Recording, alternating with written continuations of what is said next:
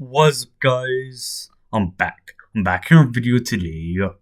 Okay, so I'm gonna be doing our album review for some metal music. So what I'm gonna be reviewing today is the Great Southern Trendkill by Pantera and stuff, and all of that good stuff. And you guys can obviously see here the amazing cover on this. Just got the good old a big snake and all of that good stuff. And it also says at the bottom here, this is good old explicit lyrics, and like I'm not gonna go much into that, but anyways, time to go over some of the track listing on this. The first song on this is The Great Southern Trendkill, the song. And we also got other song titles like War Nerve, Dragged Waters, and I think Dragged Waters is like, I think that's the only single off this. We also got Tens. We got 13 Steps to Nowhere. We got there's Suicide Note part on here. There's two of them. Suicide Note part 1 and there's a part 2. So there's that. There's Living Through Me. And it's got brackets Hell's Wrath. And then there's Good Old Floods. The Underground in America and The Underground in America and Reprise. It says in brackets Sandblasted Skin. So there's that. So time to go over my thoughts on this. And so first thing you're gonna notice is to me this album, like in a good amount of the parts, it sounds kind of like dark in some parts. Like it has more of like moody, it has more of like a darker theme to it compared to the other albums that came before this. And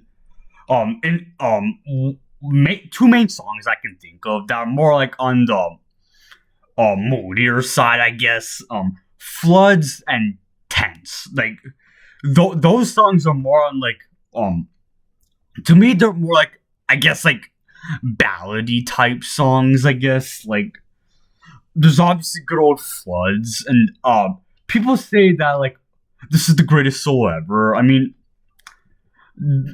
I guess I could see where they're coming from, but like to me, like if I'm putting a list of top 10 greatest metal solos, I don't know if Floods would be up there. Like maybe it would be close, but I would put that so just barely outside the top 10. That's just me. But anyways, I'm gonna move on and stuff. And I like Tens better as like a ballady type song. Like mainly because I think it's more of like the song Tens. It's more of like I like the soul better in that song, and just I like the overall vibe of the song better. Like that's all I'm gonna say on that. Like, and even the way the album starts off, like with the opening song, and once they get started, like once you press play on this, they get right into it with the fast play. Like they don't even give you a chance to settle in. It's just like fast playing. Just once you start this off, like that's guaranteed to get mosh pit starting. I feel like that is a good moshy song. And some other things I want to talk about on this is in terms of like performance, I would have to say this would be Dimebag Darrell's best album in terms of like guitar playing and stuff. Like I feel like his riffs are more powerful and just like more in your face than the previous albums. Like, yeah, there are definitely some songs in the previous albums that are like in your face, but like to me, this album, it gives you more of like an angrier sound to it, I guess. Like, I guess that's the best way I can describe it. And also another thing, with good old Vinnie Paul's drumming. One thing I noticed about his drum tone in general is that his drum sound is very like punchy and stuff, especially with like his snare tone. Like, it sounds like punchy and like just angry sounding, in my opinion. Like, and even with songs like 13 Steps to Nowhere is a good example of what I'm talking about. Like, just that drum part. Like, I just once the song starts, he has like that drum intro. It's just like with the double kick drum and the snare drum. It just sounds just powerful and just aggressive sounding. It's just like, and also in that song there's when in the verses there's Dimebag Darrell's like stop, he would play one note, a break, and then would come back in. So it's like he would play one note, break, come back in, like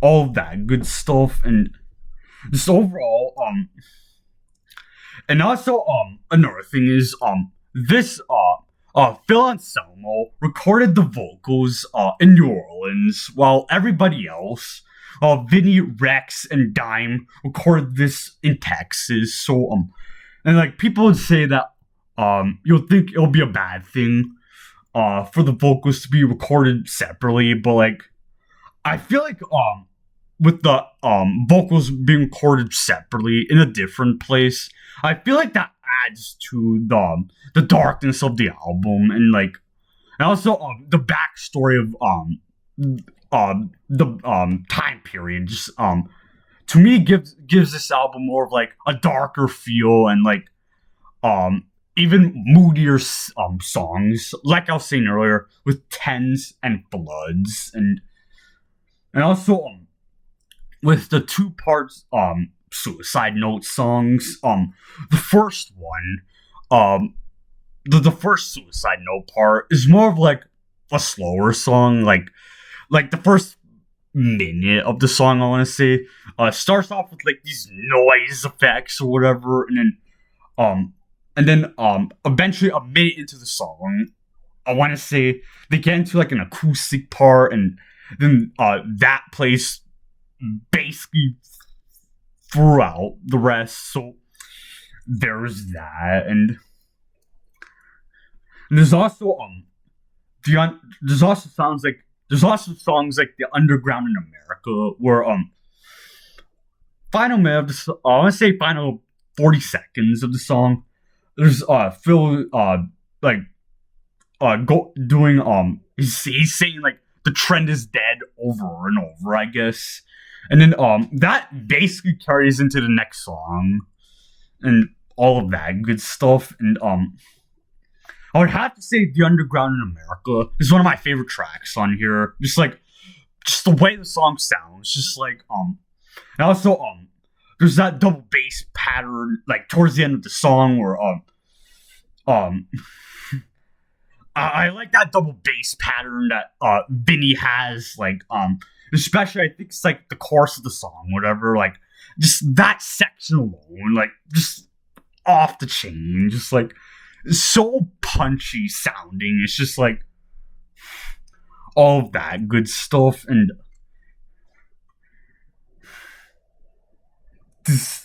screw.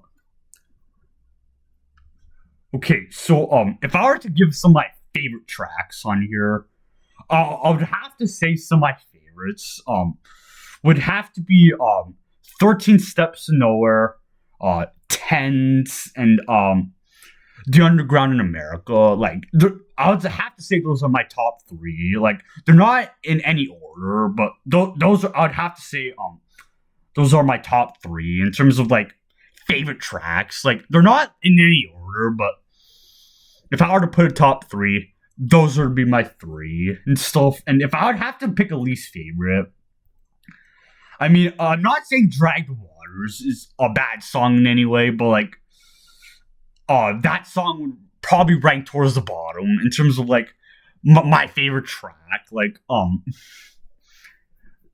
just like there's something about the song that I just like don't like. I guess like maybe it's because the way Phil sings the chorus. He says "Drag the waters."